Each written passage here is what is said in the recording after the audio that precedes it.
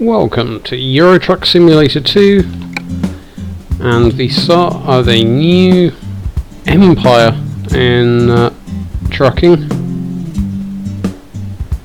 You are here to witness the birth of Badger Haulage. We don't just haul badgers, but they are what we specialise in. The idea is I'm going to play through as much of the career as I can possibly manage, all whilst streaming and recording it, so you can either pick up some tips, watch me make a mess of things, or just use it as a way to help you get to sleep of an evening.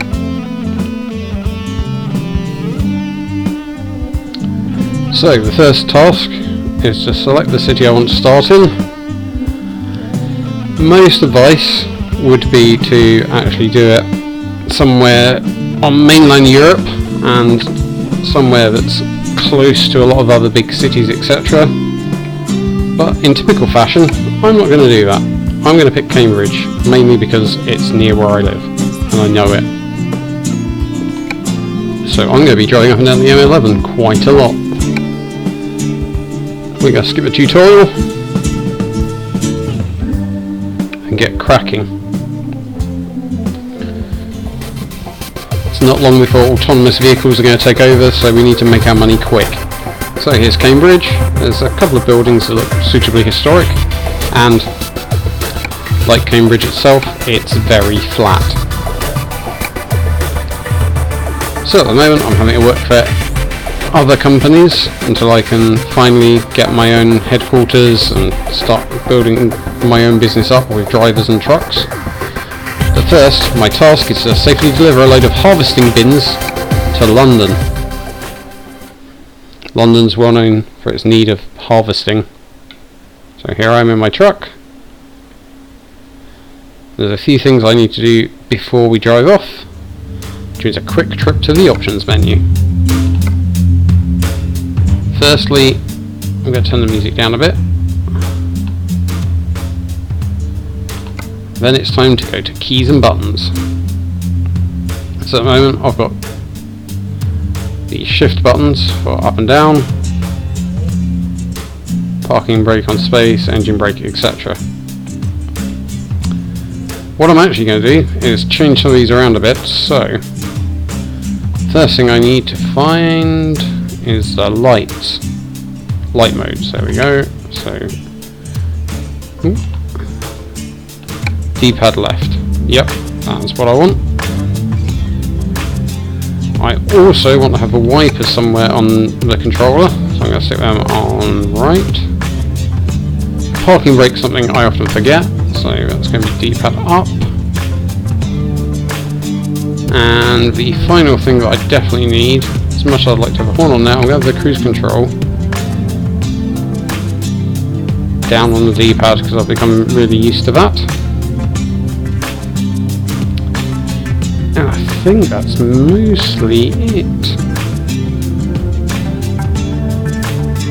Can't think of anything else I'm going to need right now.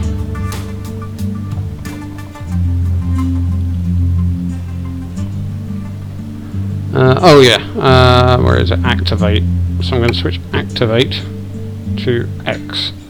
Because obviously having moved the gears around every time I change down a gear, I'll then end up activating whatever the game wants me to, which means that when you come for parking and putting your trailer in the right place, if you then hit A because you need to change down a gear, you've then accepted automatic parking.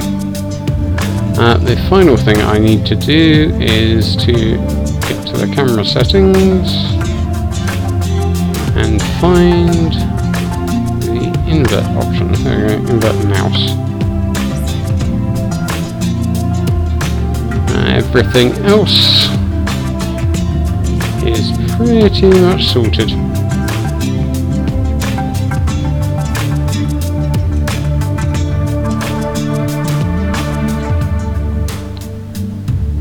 So, that's us done. Time to deliver some harvesting bins to London. Right, I'll cover it there. Hopefully this will centre again. Right, engine on. I'm in a Volvo, which I always wonder. That's not inverted, is it? And that's the save load button, not the options. I'm doing well. X. G, traffic offence. It's here somewhere.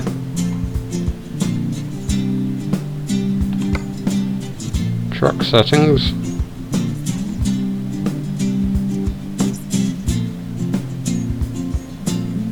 Why would it not be under camera?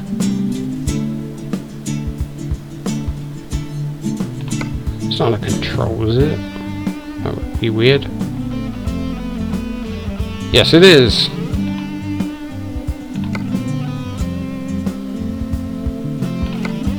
Now, the annoying thing is, I've played this game several times before, so I know where that is. Oh well, right, here we... Oh, hello. Here we go. Right. Back to the controller.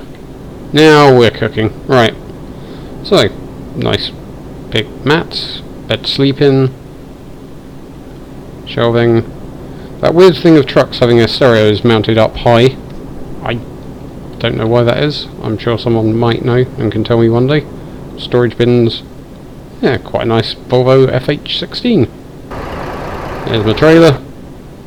It's Monday morning. It's time to get delivering. And off we go. The first job for Badger Haulage.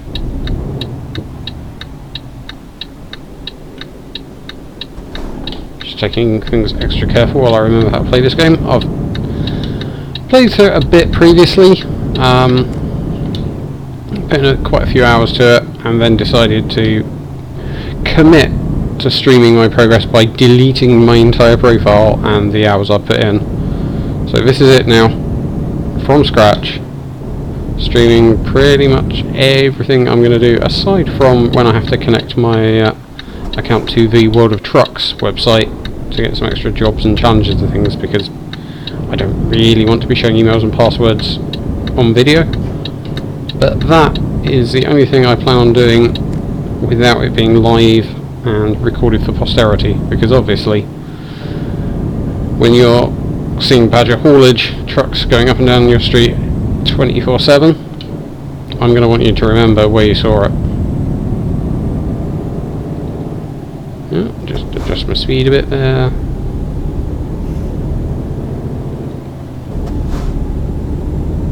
There we go, speed. Oh, fiddlesticks. That'll teach me for not paying attention straight away.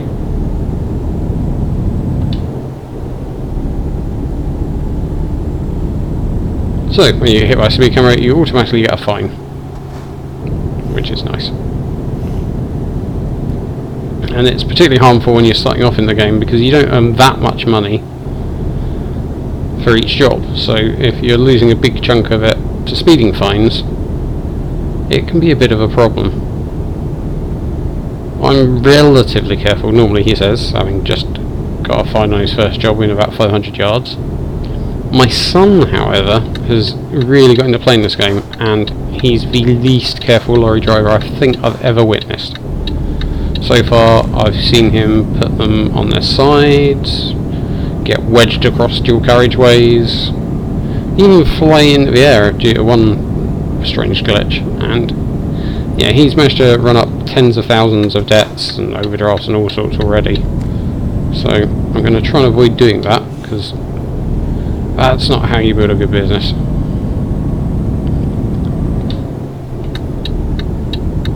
There we go. And we're on the road.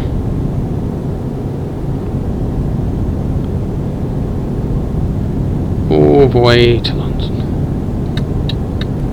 And fairly accurately for M11, I'm stuck behind two other lorries trying to overtake each other with a 1 mile an hour difference.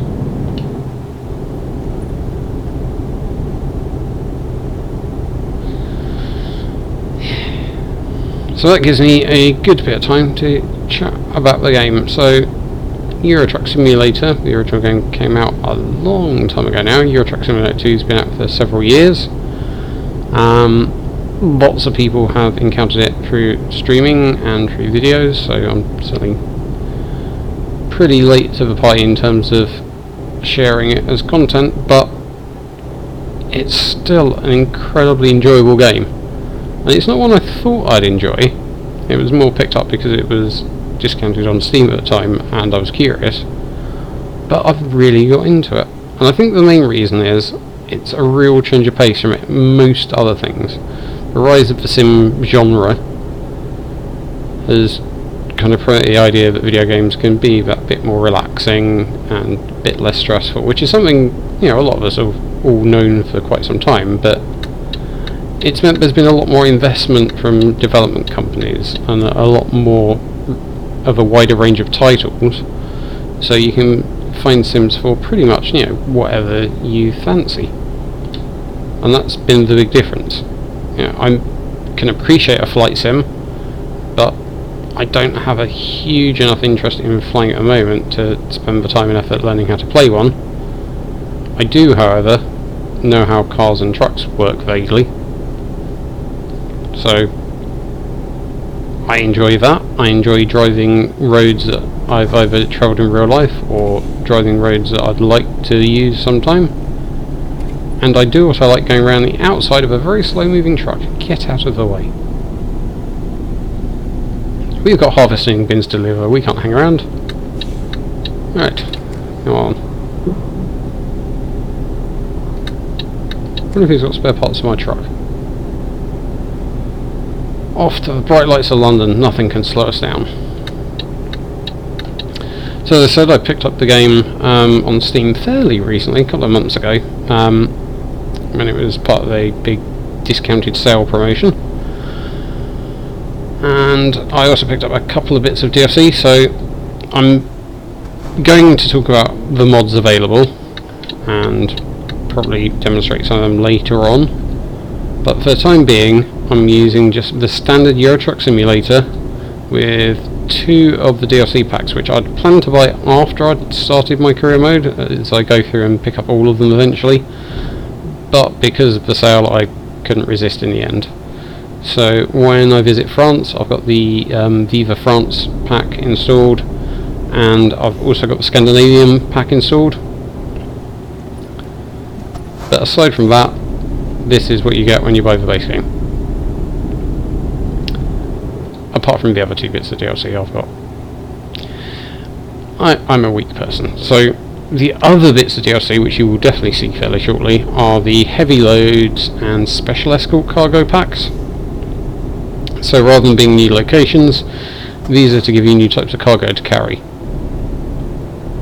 As you imagine, heavy loads are heavy and loads, and the special escort pack gives you the really, really big, wide cargoes that require escort cars to go in front and behind, and provide a really nice challenge, especially on some of the more windy country roads that you sometimes encounter. I mean, you think with all that effort they'd try and plan to keep you on motorways all the time, but occasionally, particularly in between some of the European cities, you find yourself on tiny roads and mountain bends with, you know, half of the building on the back of your rig, and that can be quite good fun. So, the bright lights of London. We're ready to complete our first job with only 1 speeding ticket, and so far, no major accidents. Which is pretty good for me.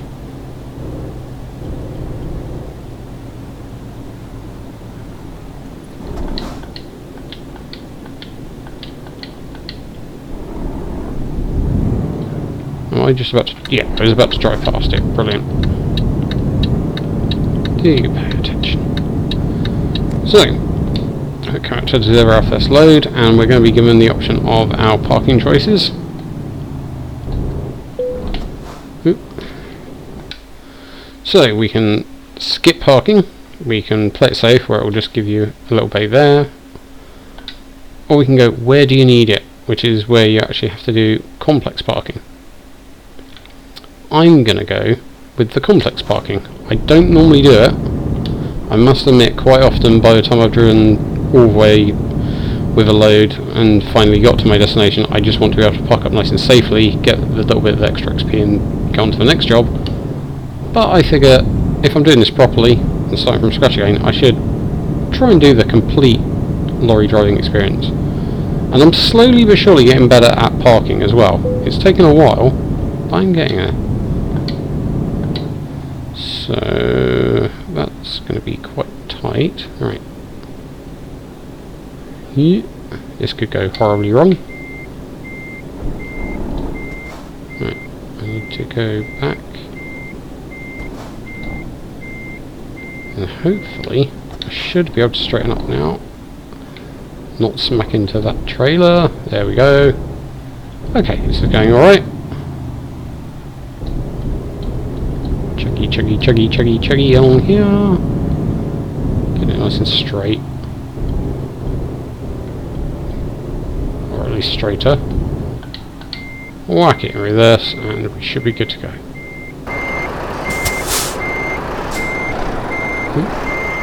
I immediately turned the wrong way.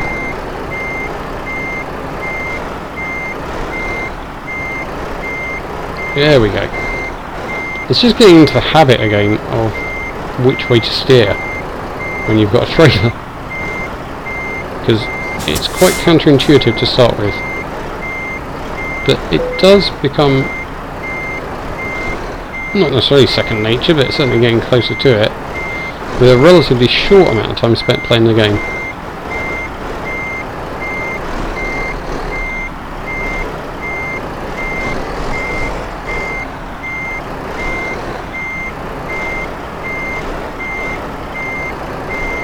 The relaxing noise of a reversing alert. And there we go! One complex bit of difficult parking done. Achievement progress done. And a tiny amount of experience done to make me a level 1 newbie. Hurrah! The good news now is that I can start assigning points to particular characteristics to get me different sorts of jobs, and I get my own shed. This is my headquarters. It may look like a few bits of corrugated iron left rusting in someone's field with what looked like a random assortment of shipping containers and what do we call those things? Like not cogs, the wire reels, there we go. Yeah, it's a pretty basic garage. It may not be much, but it's a start. But I haven't got anything to park there yet, so there's nothing actually there. So basically I've got a big shed with nothing to put in it yet. But eventually it will become the centre of my trucking empire. In the meantime, I need to find some people that are willing to let me use their truck. So we're off to the job market. Quick job is where you get sent to a city automatically, you teleport to the starting point, you get your load, your employer pays for everything, in like toll roads, petrol, etc. You deliver it and the job's done. So there's a Renault Premium High Roof with a reservoir tank from Warsaw to Katowice, oil filters Warsaw to Katowice, chimney systems, Warsaw to Katowice. Everything seems to be going from Warsaw at the moment. Is the entire city of Warsaw packing up and moving out or something? Because it seems to be dominating all of the best paying jobs. I think if I was going to be a trucker these days, I would probably move to Warsaw. Right, let's go with the reservoir tank.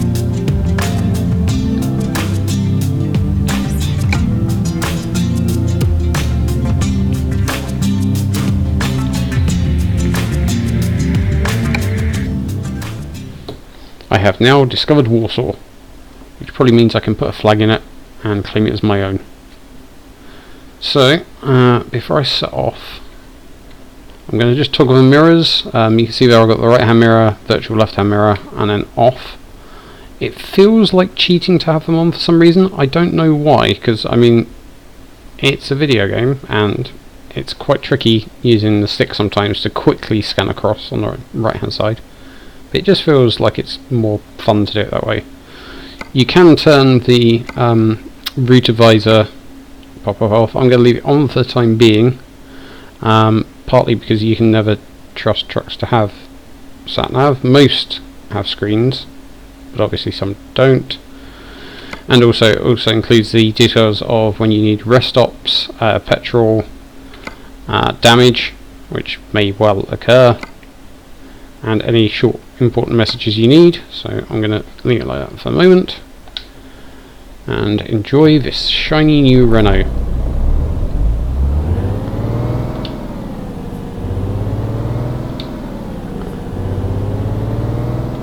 It's quite a good building site. I appear to be taking something from a building site rather than delivering to a building site, interestingly. And that's a really interesting skyscraper.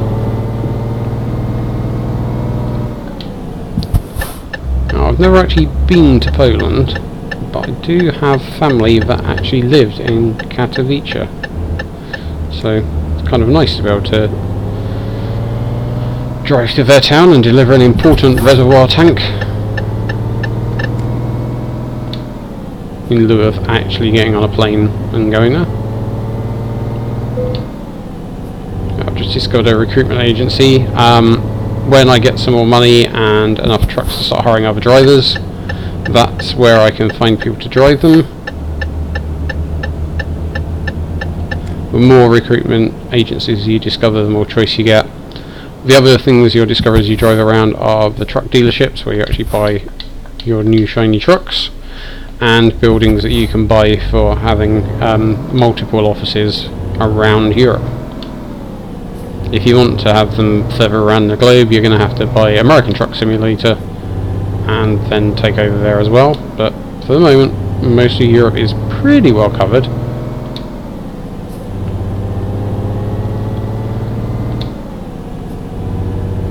And we're off. What's the speed limit? 31. There we go. Not going to get done for speeding this time. In fact, what I'm going to do is use the cruise control more often. I didn't actually play around with the cruise control originally when I started playing a game, and I regretted it the moment I discovered it.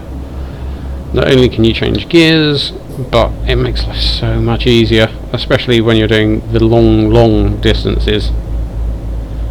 You can actually set it to have 0 tolerance to changes when there are gradients, etc., but I do like to leave a little bit of leeway because I like flirting with danger and speeding tickets, and it's quite good fun sometimes to get a few extra mile an hour out of your truck, particularly when you're overtaking. You don't want to take the cruise control off, but you do want to just keep your momentum up till you get past someone. Oh, 43 mile an hour, it's getting exciting. 50. Now we're motoring.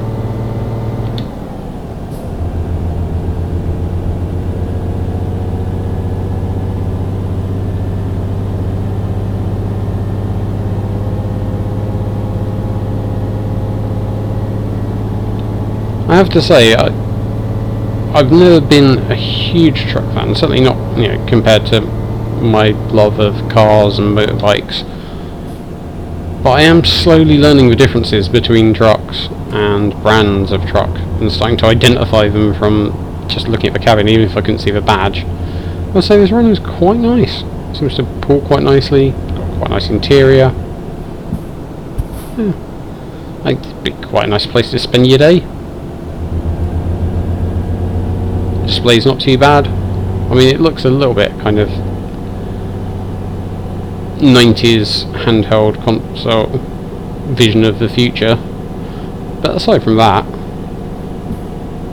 it's that kind of, late 80s LCD screen Virtual Boy type colouring. It's really nice and readable and clear, so I'm happy with that. Please go past, please go past, please go past. Thank you. I do not want to squash you if I can avoid it.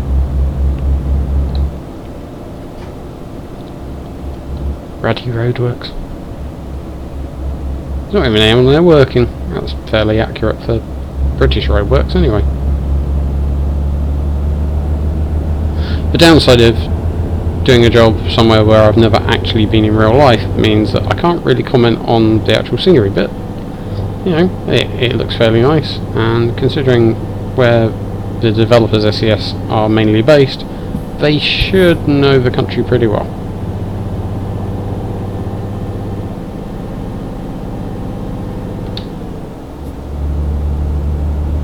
10th gear. Moving on up. Not a lot of traffic for 1 o'clock on a Monday, which is quite nice. Ease me into the game.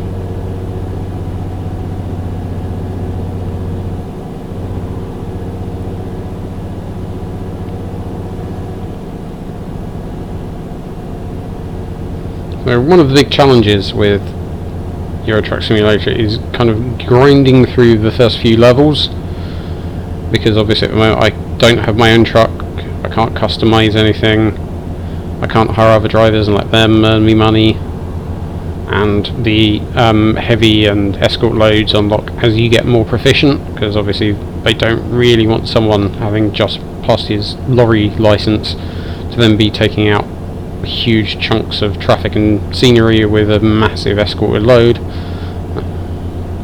So it just takes a little bit of time of doing the quick jobs to build up enough cash, and you will find that the in-game bank starts offering you money fairly quickly.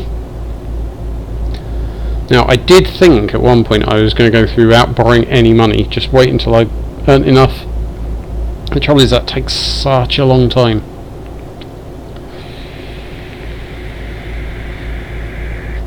The flip side is you borrow a load of money and it takes ages to pay off, but you do get trucks and things to play with in the meantime, so I think I probably will start borrowing at least a bit of cash as soon as possible to get me going.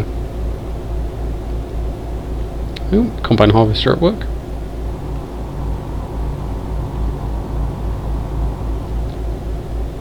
The thing is, I still find myself ending up doing quite a lot of quick jobs anyway, partly because it just means that you get a variety of trucks and things to play in, and partly because you don't have to worry about fuel and tolls and costs like that, because your employer will pay them. So it's quite a cost effective way to just come on, spend an hour or so chilling out playing the game. If it goes well, you earn some extra money and experience. If it doesn't go well, then you haven't lost anything, whereas obviously if you damage your actual truck, you've paid out for fuel, you've got a couple of speeding tickets, etc., that will start hitting your bank balance fairly quickly. At least until you get to the kind of XP and money levels where it doesn't matter. So I think this is Katowice coming up fairly soon. Oh no, still got a while to go. It's a random industrial place. Right, I need to be in the left hand lane.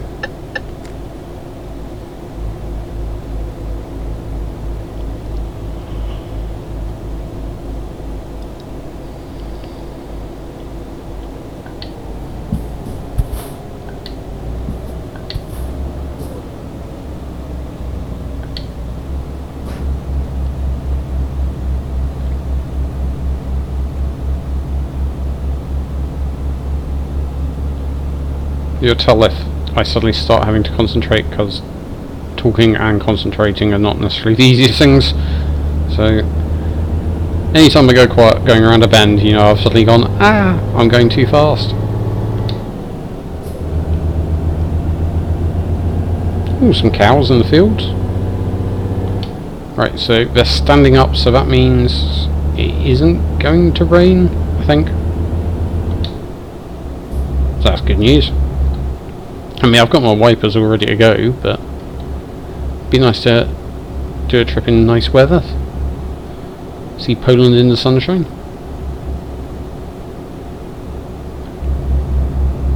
Cruise control is engaged, not too much traffic.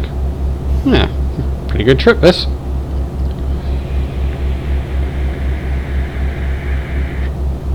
I'm slightly worried by the lorry flickering in front of me. I think that's actually just an empty trailer. I think, maybe. It's a bit hard to tell. The graphics on this are set to the highest settings in the game, which runs fine on my reasonable spec gaming / work PC. And, you know, it looks pretty good.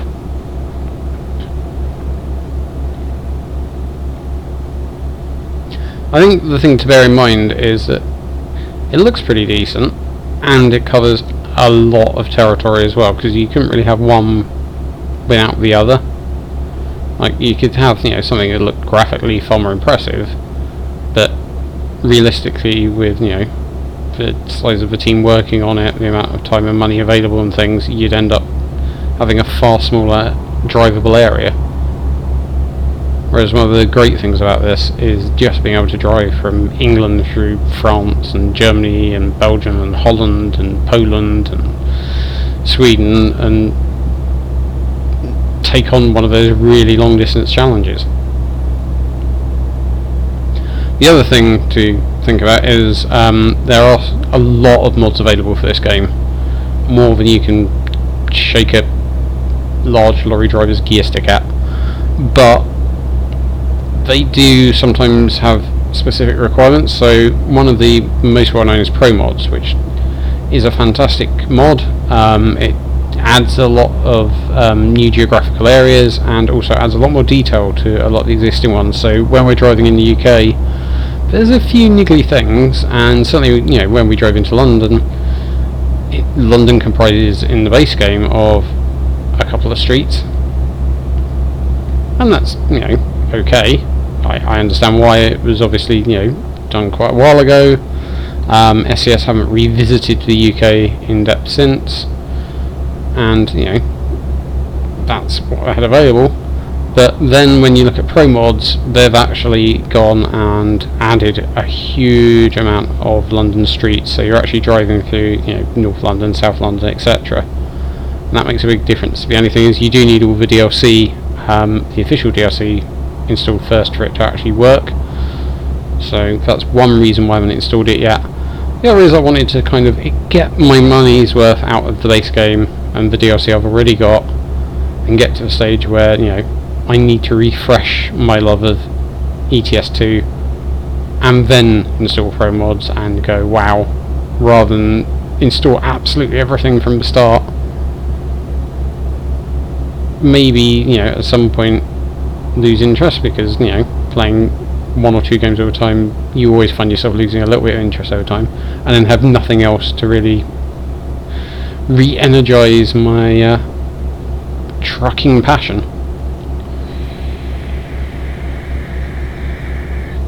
To be fair though, there is a lot of additional content to try. Everything from specific tyres, paint schemes, engine noises, new truck models. Obviously, when you see a lot of the brand names in the game, they'll have been changed to avoid any legal issues. So there's a lot of mods that will restore those to real world examples, because obviously if you're giving away a mod for free, you can argue the free use aspect of it and not have to pay, whereas obviously SES have to earn a living from selling Euro Truck simulators, so if they're going to use logos, quite often those companies will ask to be paid for them, which I get. I've worked on deals to promote brands within video games and stuff in the past, but at the same time I'm a bit surprised sometimes that brands are so concerned about getting some money out of it when it can give them a lot of publicity and a lot of interest. I mean, as a recruitment tool, I'm pretty sure more people have played Euro Truck Simulator than necessarily were thinking about becoming lorry drivers. It's got to be up there with ice road trucking for actually getting people to take an interest in lorries rather than just driving past them without really considering them. Right, I've got a right turn coming up. Time to find the indicator. It's quite a short little exit road. I'll take a racing line.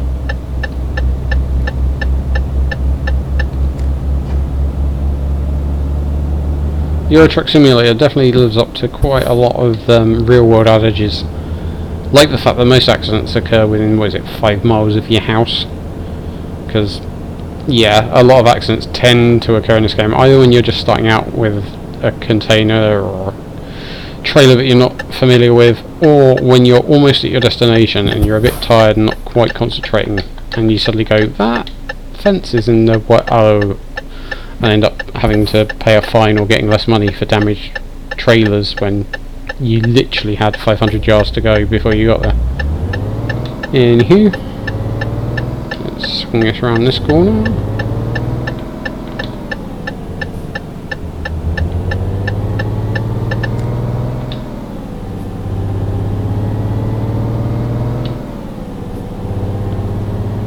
camera to recenter because otherwise you can find yourself kind of changing up a gear and looking at the air freshener or a floor or something equally useful. Oh, you had to change now, didn't you? We need to go left here, especially since the road ahead is blocked. Quite a lot of the extraneous roads are blocked, which isn't a big deal, and again, you know, you have to be realistic with the limitations of, you know, humans recreating an entire world in game.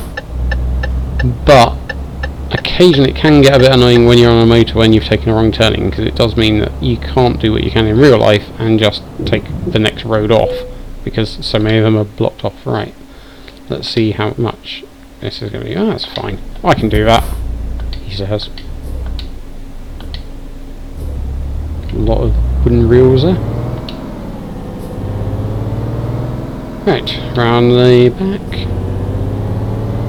Try not to take that too tight. Really is all about forward planning and trying to like smoothly work out the most efficient way of doing everything. Straighten it up. A bit closer, might as well.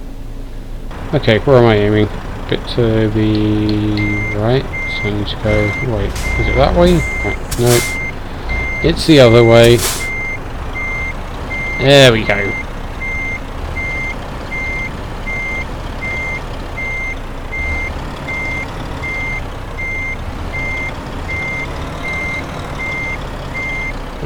Am I even close?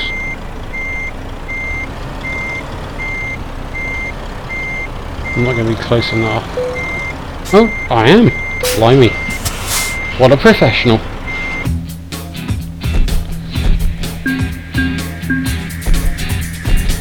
There we go. Bit more achievement progress. More experience now. Heading towards level 2. Got my base reward, my proficiency bonus, and my trailer maneuvering bonus. And I've got some email. Apparently someone wants to sell me some Volvo trucks, but I don't have any money. And someone wants to give me money. How much money do I want to give me? 100,000 euros. Right. Now, I can potentially buy a truck.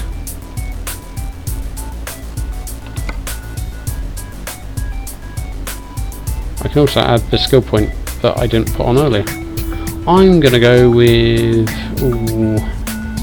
high value of fragile cargo, I think. I'm going to go with fragile to start with. Click on plus, apply. I think that will give me the best route to leveling up and earning money a little bit more quickly. It's time to go to the bank. Give me your money, please. Yes. Thank you. I now have 107,000 to spend, so I'm immediately going to blow it on my own truck.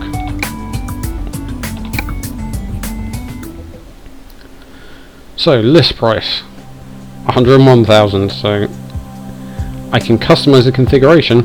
I'm probably not going to be able to do much with it, or I can go for the sleeper. Ooh, choices. See. The classic sleeper does have 540 horsepower.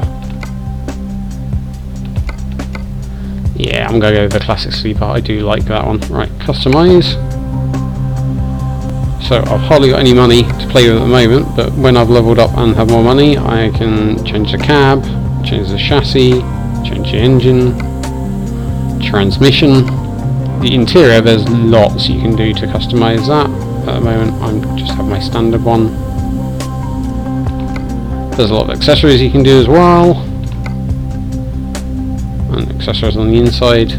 Basically taking what looks like a standard truck and turning it into something that you'd see at, you know, Truck Fest, which ironically is held very close to my house every year, and I keep meaning to actually start going along to. So 107,000, it's 101. I can't really afford a custom metallic colour. I could go for a custom colour. Not that one, that would be boring. What shall I go for? What colour says Badger Haulage?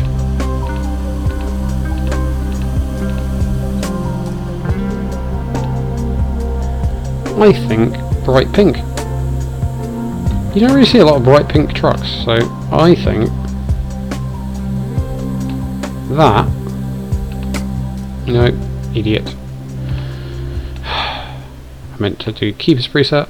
There we go. I think that is the colour of Badger Haulage. Definitely going to need to get some more lights. And unfortunately, that's about all I can do to it, but that is my truck.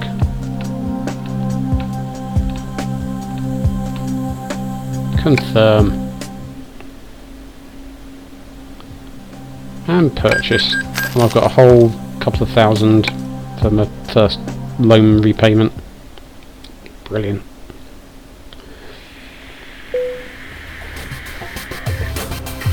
It does at least justify me owning a shed, because I have something to put in it.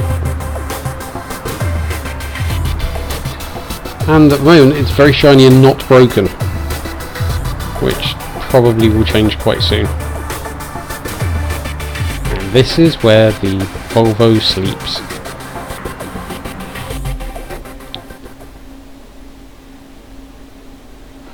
Did you... I don't know why I tend to like the Volvos best, but they do seem to be a very good value and cool starting truck. I think because it's quite a powerful one, so you don't have any problems. Sometimes, especially when you're hauling big loads on quick jobs and you get in a truck that's a bit underpowered, it can be a real pain. And you know, it looks quite nice. You know, this is not been customised or modified, it's just a basic FH16 classic sleeper, but it works. Hang on. What? Is that actually a stereo, or is that a stereo? I don't know how trucks work. Right, let's get another job. I need to earn more monies. So now when I go to a job market, I can go to the freight market, and this is where I'm using my own truck, which means I actually have to drive to the place to actually collect the load, so none of those are going to be any good. Cambridge to Calais would work though. Now as a comparison, that's Cambridge to Calais, almost €5,000. The most expensive one there is, or the best paying one there is 4,400. For a bit of a longer journey. Although I'm quite intrigued by hauling smoked eel. But I think I'm going to celebrate having my own truck. You can also get external contracts. You need to connect your profile to World of Trucks, which I'll be doing off stream, just in case anyone tries to steal my email and password to hack my trucking success.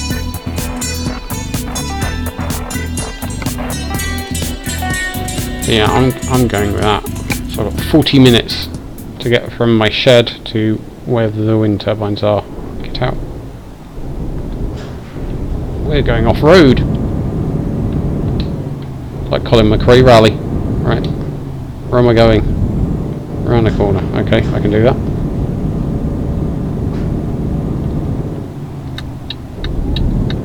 This way, isn't it? Okay, hello. Come on, get out of the way. I've got wind turbine things to collect.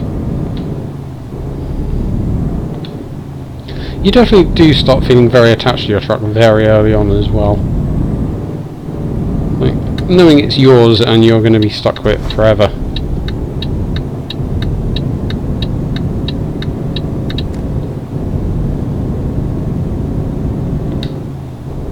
It's also the time when you start paying more attention to things like fuel economy than when you're driving someone else's truck. I'm paying for the diesel now.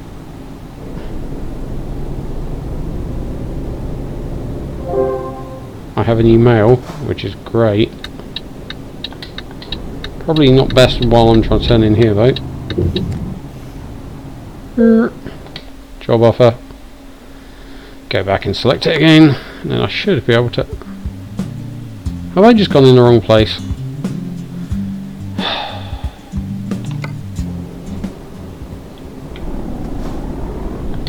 I blame whoever emailed me. Yep, I've gone in completely wrong building. Sorry, don't mind me. Ignore me. Don't mind me. Terribly sorry. Get on it. There we go. Right. Don't know why I seem to make more mistakes when I've started my second and third attempt at this game than in my original one. I think it's just that thing that I got to the point where it was quite exciting having been conscientious, and starting again I kind of went, yeah, it will be done really quickly, it'll be fine. That's got a GPS thing there, so that's exciting. I mean, it's GPS tracked or something. Right, my trailer is ready.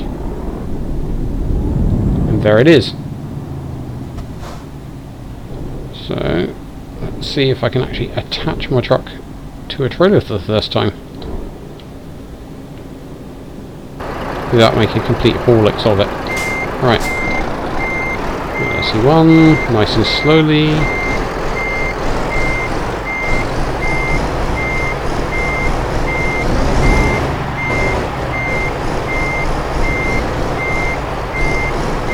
Someone's building a fort out of boxes.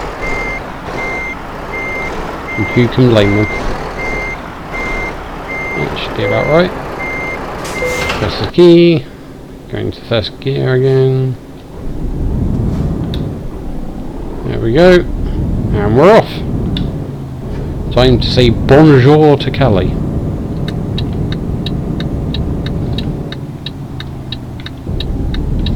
Which is good, because it takes me from Cambridge, which isn't that far down the road from where I currently live, back past where I grew up. So it's a route I know pretty well from here to Dover.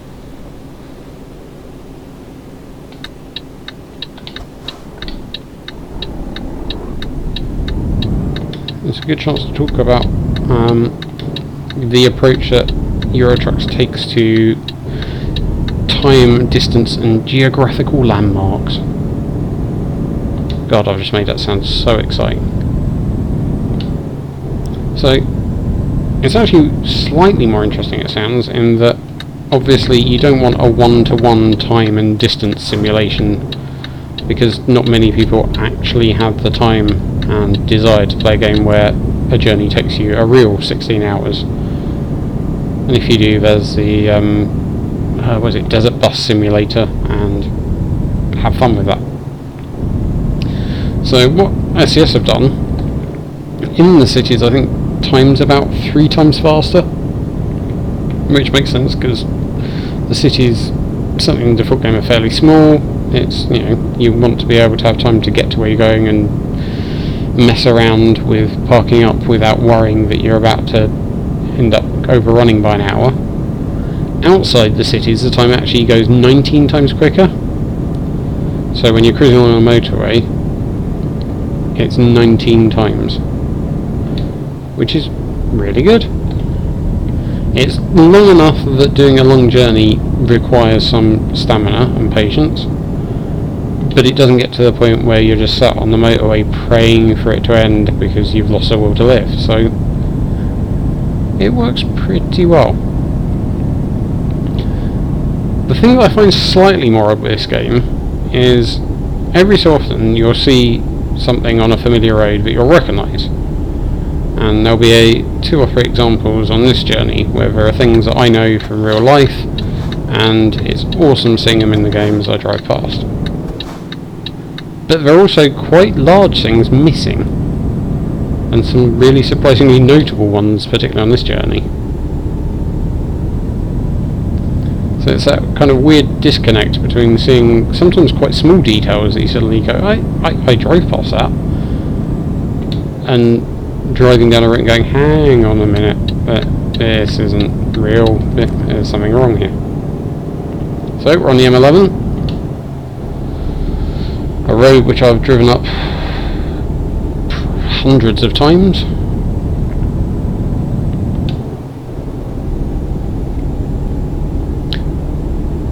It is surrounded by a lot of fields. Less stone walls on the real one, I think, but presumably that windsock's for Duxford already. Also, hills near Cambridge, really? I live slightly north of Cambridge, and there is not a hill to be seen.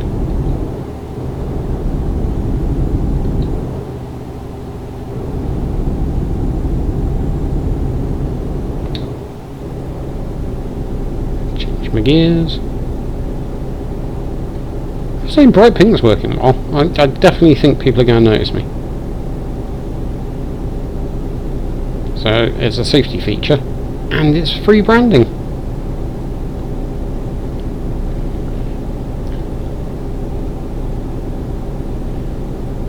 Now, that water tower, there is one on the M11 heading down towards the M25. I'm pretty sure I've driven past one many times.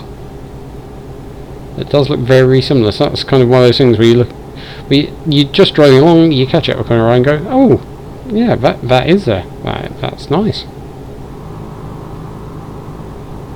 It's a shame that, you know, some of the villages and houses and other stuff sometimes looks a bit more twee than even the real villages around Cambridgeshire. Because there certainly are some.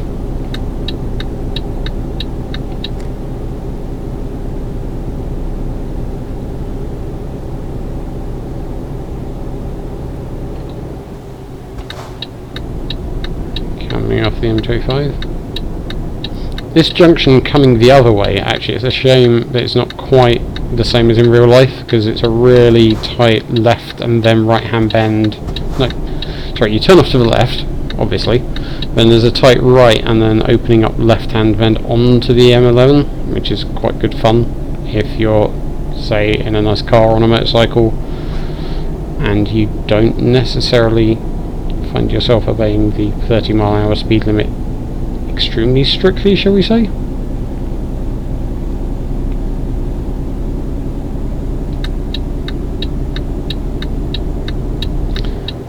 Right, are you going to let me out, or are you just going to sit right in the worst place? Hang out.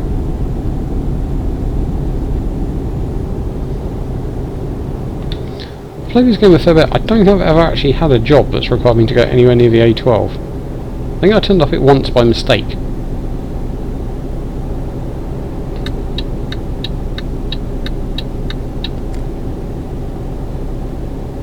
This is also the emptiest the M25 has ever been, and considering it's come up to 5 o'clock on a Monday afternoon, I would not expect the M25 to be like this, not unless the zombie apocalypse has recently occurred. And even then it'd be busier.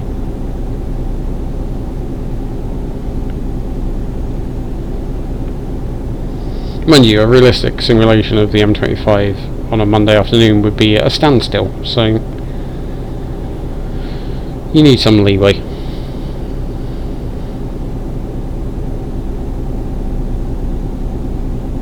At least the weather's nice.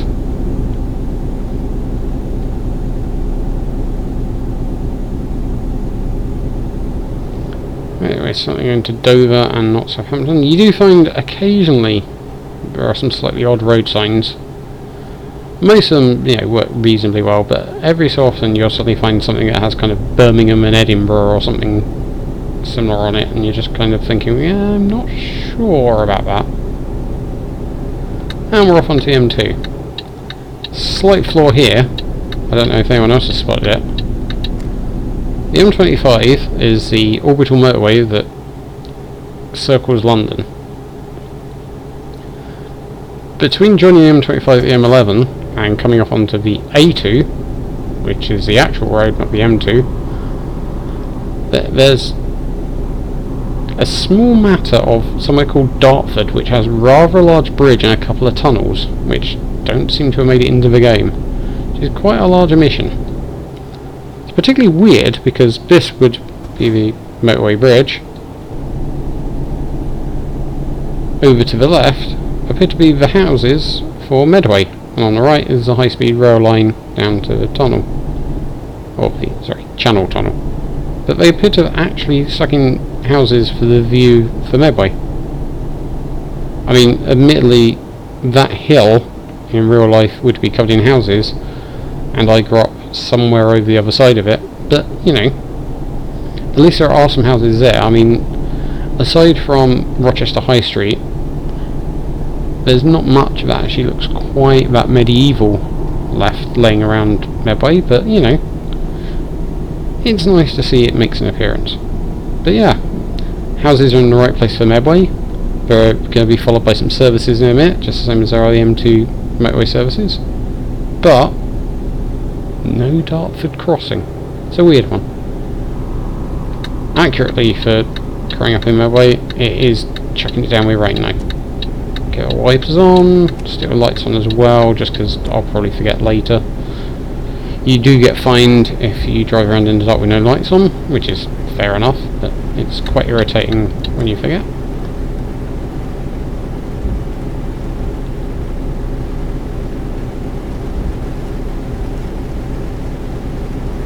Oh, it really is chucking it down.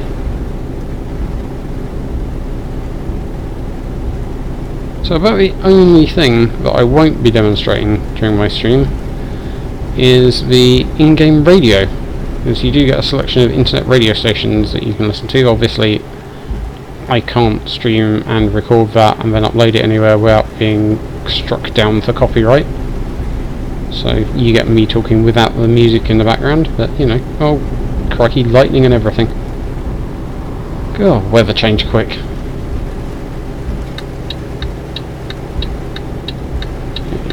You're going to let me out, aren't you? Thank you. I've got Kave to get to, and I'm not going to slow down for nothing. Oh, unless I drive into the barrier, which might slow me down a bit. See, there we go, A2. And it's actually changed to the green sign as well. So, in the UK, for those not familiar with it, motorway signs are always blue, and the kind of more local road, the main roads down, are always green.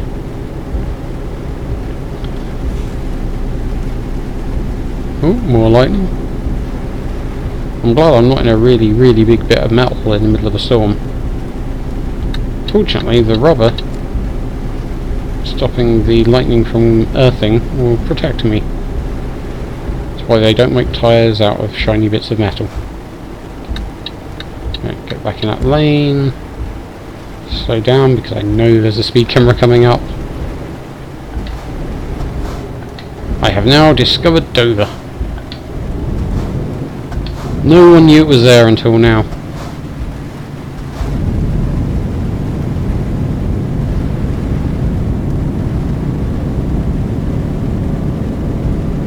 It's only quite a nice view around here. It's a bit of a shame. I think that is one of the things that, as a UK player of Euro Truck Simulator, is one of the things that it doesn't bug me, but it's just a little bit irritating that there are certain countries, and certainly with the DLC packs, where, you know, every so often you'll just go, look at that view, and, you know, it'll be really impressive. And the UK has those places in reality, but it doesn't really have seem to have translated into the game as much. It's all just that bit utilitarian, because obviously, you know, since the game was developed and since assets were originally done, technology's moved on, you know, an entirely new game set in America's been released. You know, it's not like SES aren't busy. I mean, they've got a new event pretty regularly, and new in-game content being released pretty regularly. But yeah, I think it's just that hometown thing of, I live in England, I do a lot of my virtual trucking in England, I would like to see more stuff in England. Oh, but not me hitting a mini if I can avoid it. Oh, driving over that.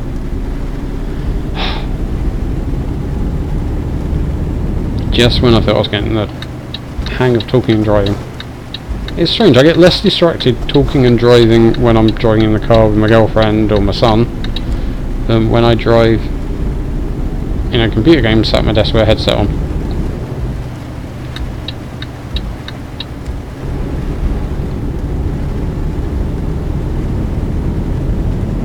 Don't need anything from Auto World. Do need to watch my speed again. And somewhere through the murk you might be able to see some really big ships. And that's where we're going.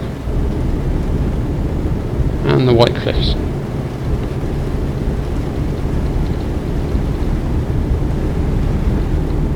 See, they've got Dover Castle up there.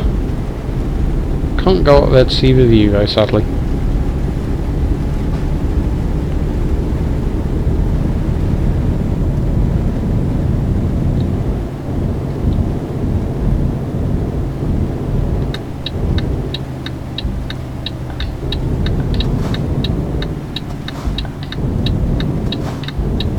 Also, no road markings for a right hand turn here.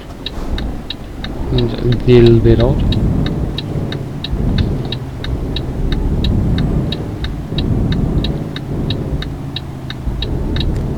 Right, nice, and slow down the ramp because it can occasionally damage your trailer if you go a bit too fast. Somehow I've managed to get away with everything so far. I mean, I am taking up 2 whole lanes coming down here, but aside from that, I think it's this ferry? Maybe? It is now. Yo, Captain, take me to Dover. Not Dover, Calais. I'm in Dover. Yes, Captain, take me to Calais.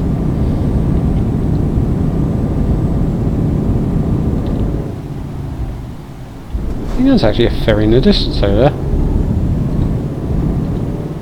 Pretty sure there's no oil rigs in between Dover and Calais. Tight squeeze. I really want to know how they're going to get that car out,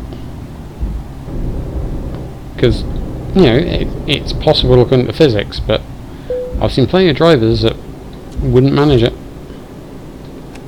Turn everything off. I forgot to put the parking brake on, but hopefully it will still be there when we arrive. And off we go.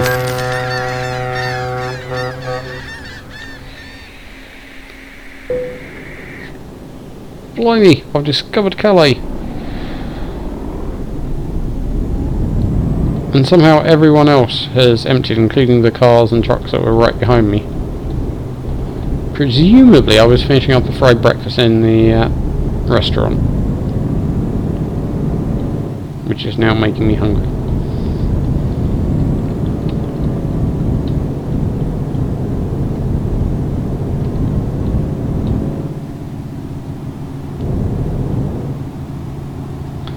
Okay, so this is a bit where I mentally have to remind myself which side of the road to drive on.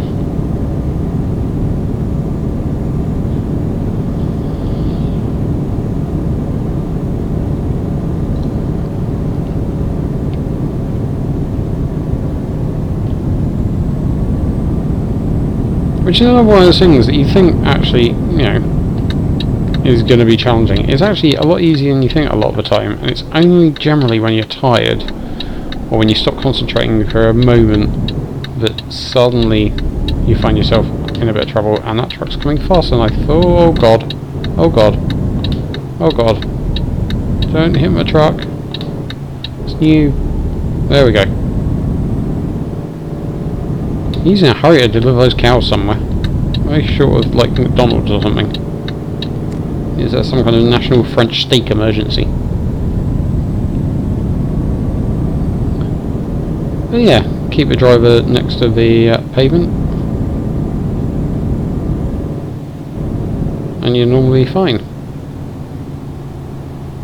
In all the times I've driven and ridden bikes in France, there's only been a couple of times where I've ended up on the wrong side of the road, and both times were really late at night after long trips, and I was busy looking for hotels or parking spots or something that was distracting me, and all that just meant that for a brief second I didn't think and turned off onto the left hand side of the road.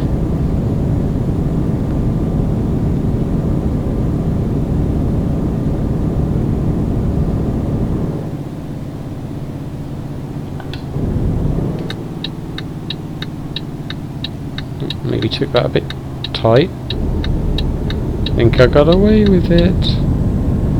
Okay, left hand lane, slowing down, rear ending that car.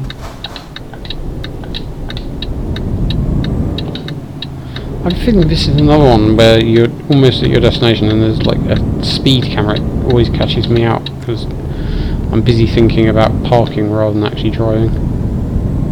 There's a few cities like that. These people and their law enforcement.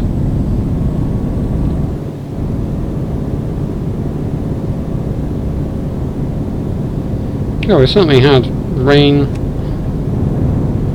storms, sun, 2 countries, and a giant tube on the back of my truck. All pretty early in the game.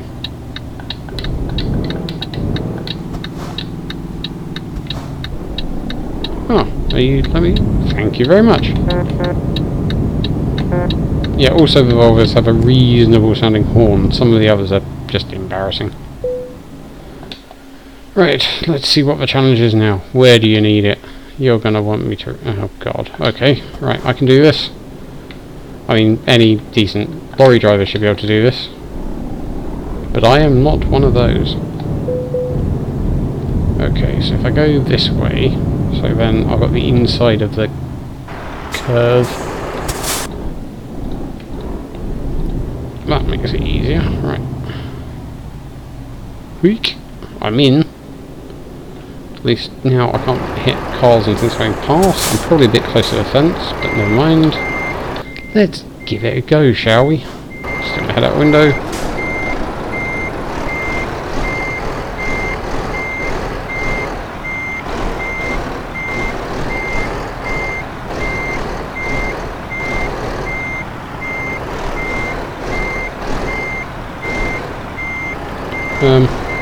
Okay. I need to be straightening up here. Have I got enough room out that side? Yeah. Hopefully.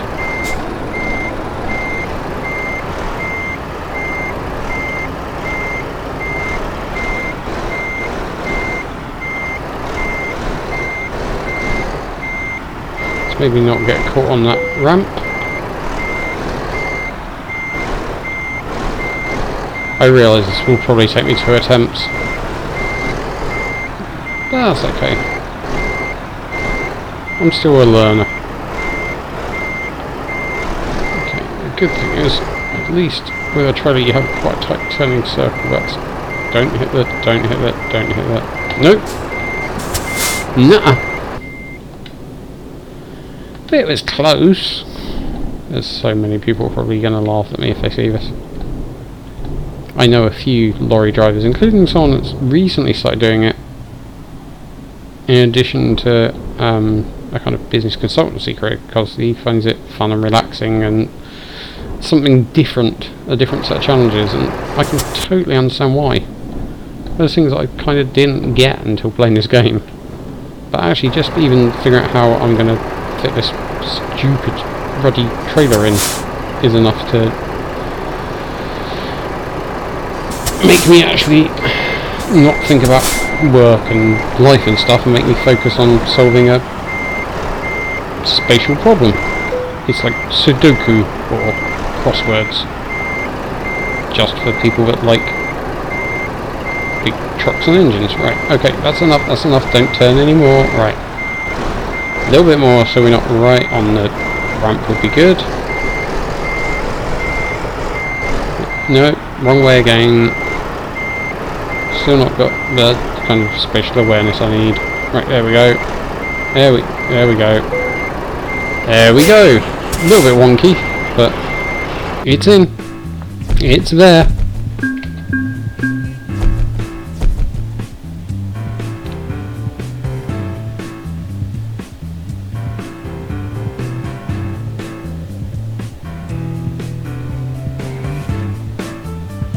So there we go, almost 5,000 euros. And I'm a level 2 newbie. I'm going to go for high value cargo this time, I think.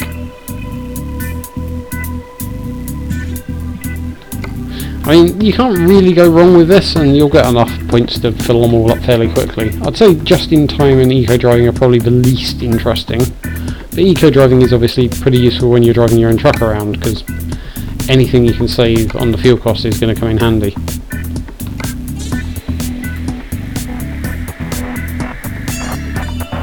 So now we have our own truck, we're getting emails from people about truck jobs, and here we go, the special transports. The thing, or one of the things that really makes it all worthwhile. So, my progress is out, I've almost got 10,000 euros in the bank. Check how long it is before I pay all this off. 3,000 a day for another 35 days. So what's in the freight market? Wind turbine, massive tech part. And the only problem with this is that they're all somewhere not close to where I am. In fact, there's nothing from Kave. Really? What about Lille? Nope. Dover? Nope. What would that be? Paluel? Don't think I've ever actually been there in this game yet. Nope. Nothing. Right. It's going to be a quick job, and I shall leave my truck stranded in Calais for the time being, because I want to drive a massive tech part.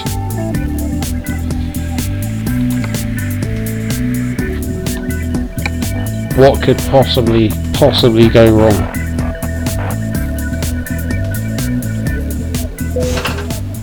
And there it is, a massive tech part.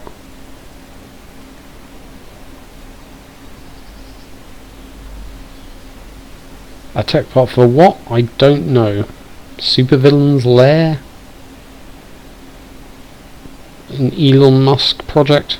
Could be anything, but whatever it is, it's going to Felixstowe.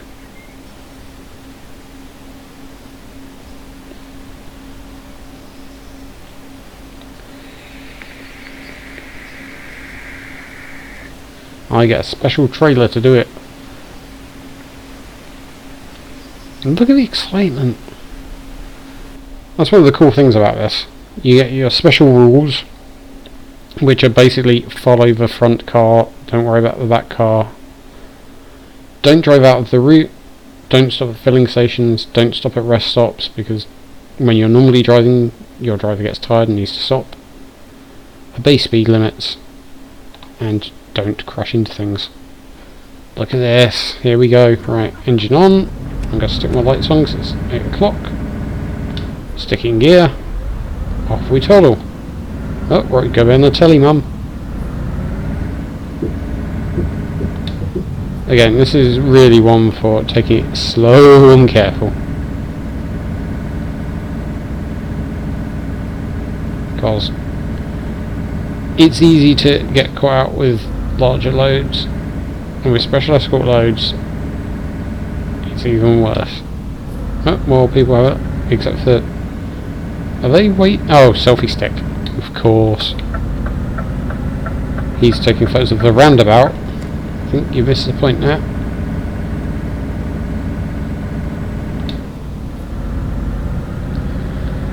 So the way this works is that I control the speed. So if I'm doing 90 mile an hour, that escort vehicle in front will also do 90 mile an hour. When I accelerate, he'll accelerate up to the speed limit. Over the speed limit, he'll stick at the legal limit and I'll drive in the back of it. Hence why the warning to stick to speed limits.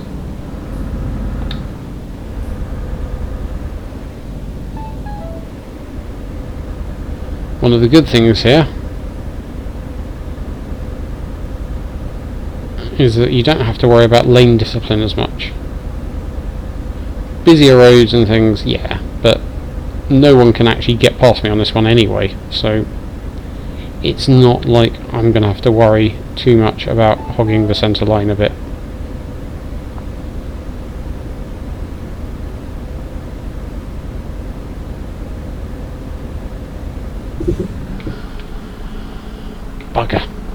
Something's gone wrong.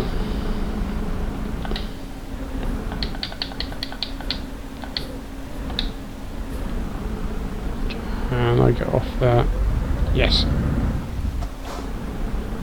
That's what happens when you're not paying attention for a split second.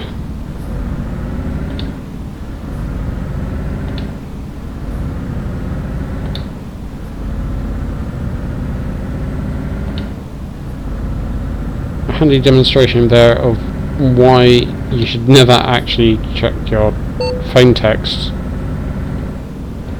when you're driving. Whoa, whoa, whoa, whoa, whoa, whoa, what's happening? What's happening? What the hell? I wasn't near the barrier that time.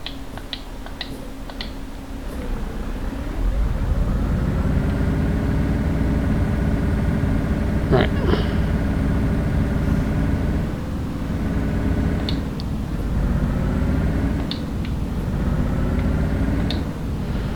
Okay.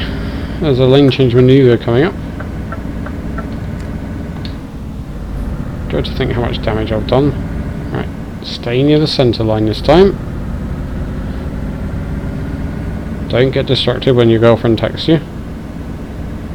Everything should be fine.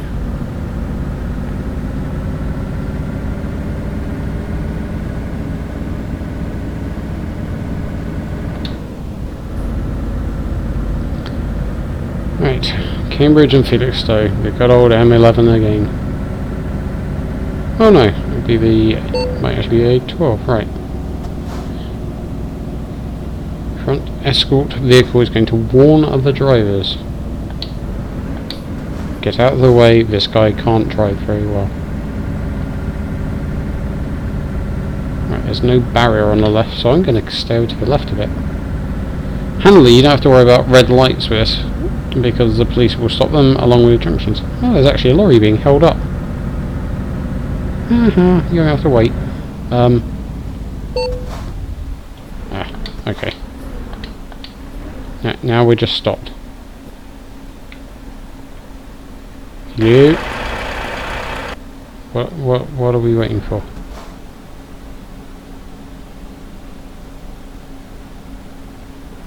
What?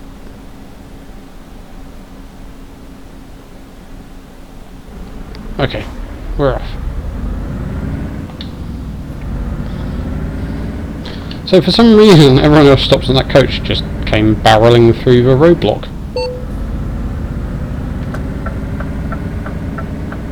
Okay, you move, then I move.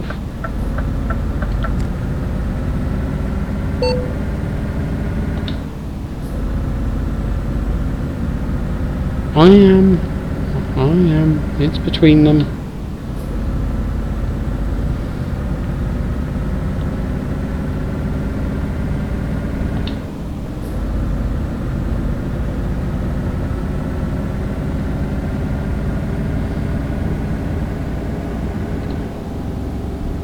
Nope, speeding. Breaking the 37-mile-an-hour limit. Don't want to be locked up for that. It'd be embarrassing if nothing else. Okay, I'm adjusting my speed. Oh god, now what's it doing? Oh! That's gone badly. That's gone very badly.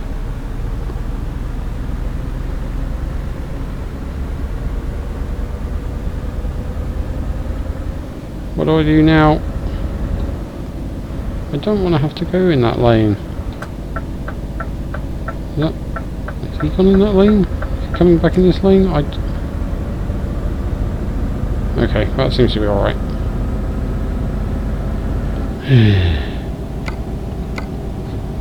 Somehow, I haven't caused any damage. Result. I'd say it seems unlikely, and there's quite a big risk that box is going to just topple off the trailer any second. But, okay, I'm not going to complain. Having said I never seem to go to Felixstowe and up the A12, that's where we're going. Right, let's get some welly around here. Live life on the edge.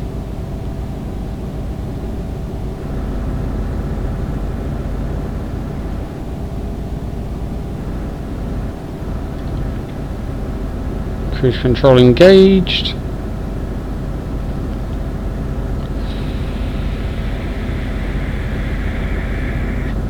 See, at least here there's an actual hard shoulder as well, so I don't have to worry so much. See, I can go onto the rumble strip and it's all fine.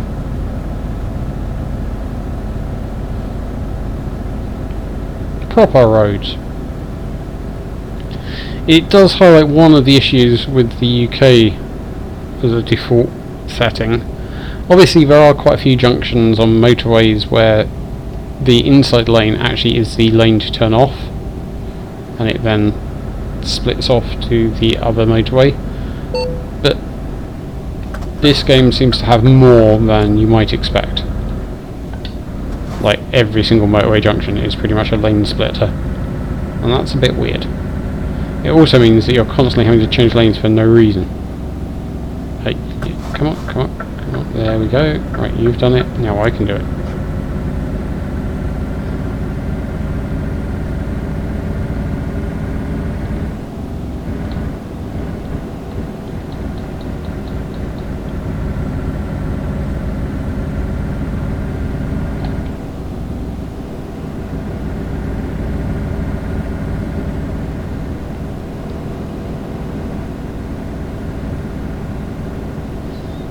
I forgot to actually check what truck I'm using this. I know it's a Scania.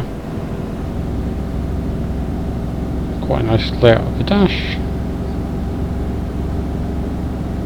Lots of buttons. Oop. Hopefully my speed will slow down naturally before I go for a speed camera. Oh, hello. Let's move over to hard shoulder a bit. Like that. 4x4, get round so I don't squish him.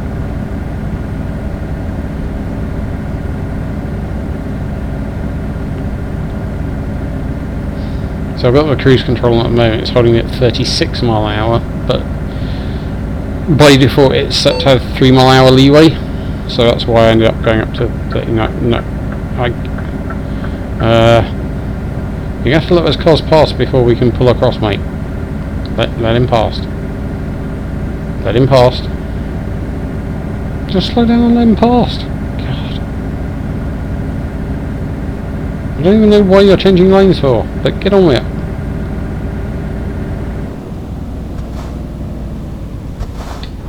What are you doing?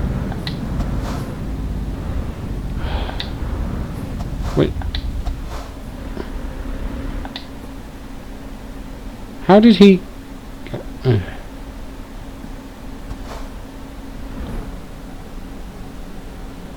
What are all that lot doing? Idiot. Right, can we go yet?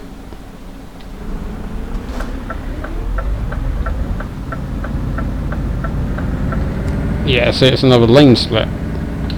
You tend to get them on 3-lane motorways, you don't tend to get them on dual carriageways, because then you have to do this stupid manoeuvre.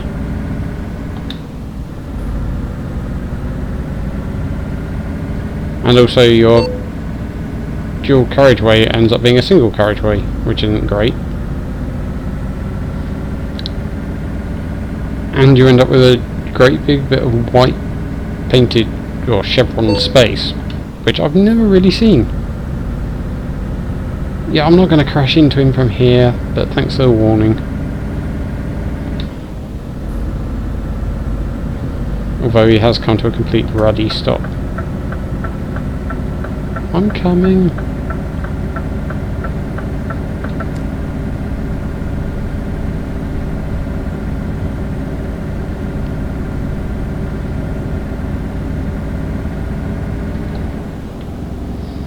So yeah, I think the biggest thing would be changing the lane splitting for it, stop it happening quite so much. Like here again, why am I changing lanes? The entire motorway is empty.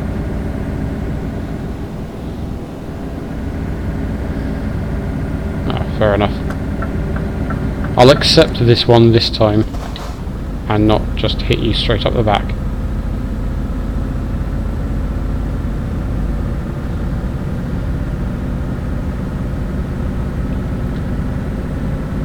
Now if we can't get a revitalised load of scenery and buildings and things for the UK, then that's fair enough. And to be fair, the Pro Mods option is a good one, so it kind of fills that gap nicely. But if we could just get rid of some of the splitting off lanes from certainly dual carriageways and at least some of the motorway ones, that would be great. Stick with Dartford crossing in, and I can't think of anything else really that this game is particularly lacking.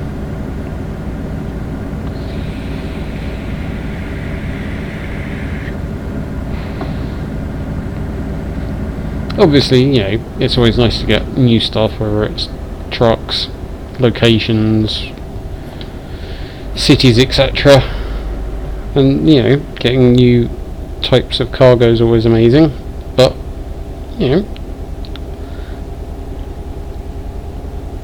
you've got everything you kind of need.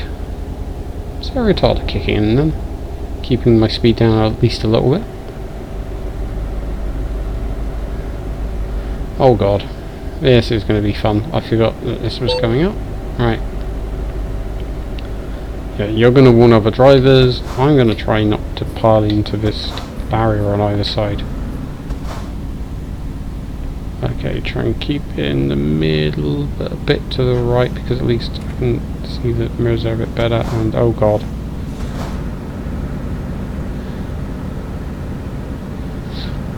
One of the things about certainly the heavy loads and the escorted loads is you can really feel the mass on the trailer, which is nice. You don't notice it as much with normal stuff, because obviously modern trucks are designed to cope with that.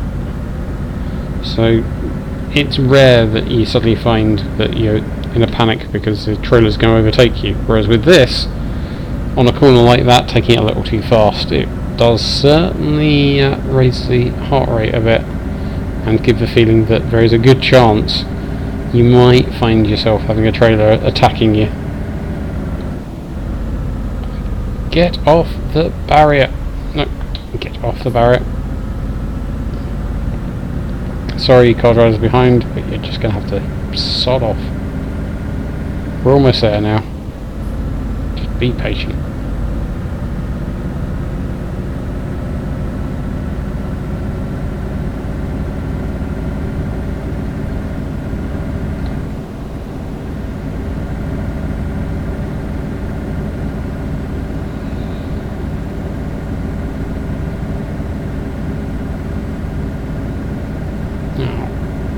Unfortunately, although the speed limit's up to 50 here, there's speed cameras everywhere. But it does mean that now I've discovered Felixstowe, I don't have to really worry about going too slowly. Oh, 1%. That close. I get that close to my destination, and it's the first bit of actual damage.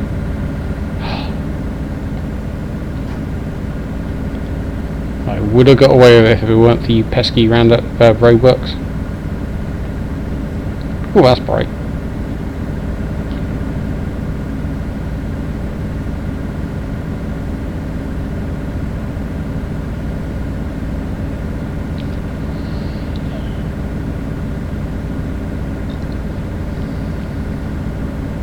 Yep, here we go, last roundabout. And I think, from memory, the escort parking is kept as being simple because it would be extremely tricky to try and do anything more complicated with it, but we're going to find out fairly soon.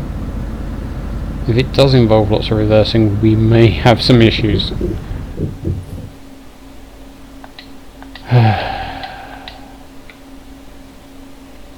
That's gone badly. Right. Can we get off by just going over here a bit?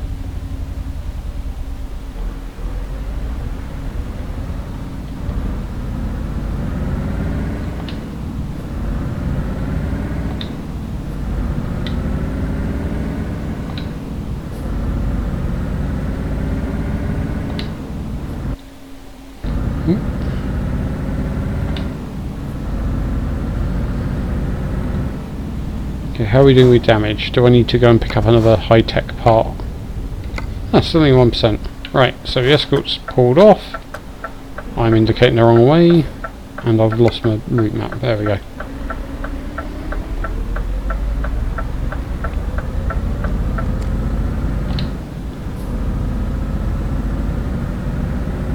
There we go, perfect. Straight ahead, straight in, job's a good one. And people watching as I stop in a straight line. Did I manage to miss the parking? Really? How embarrassing.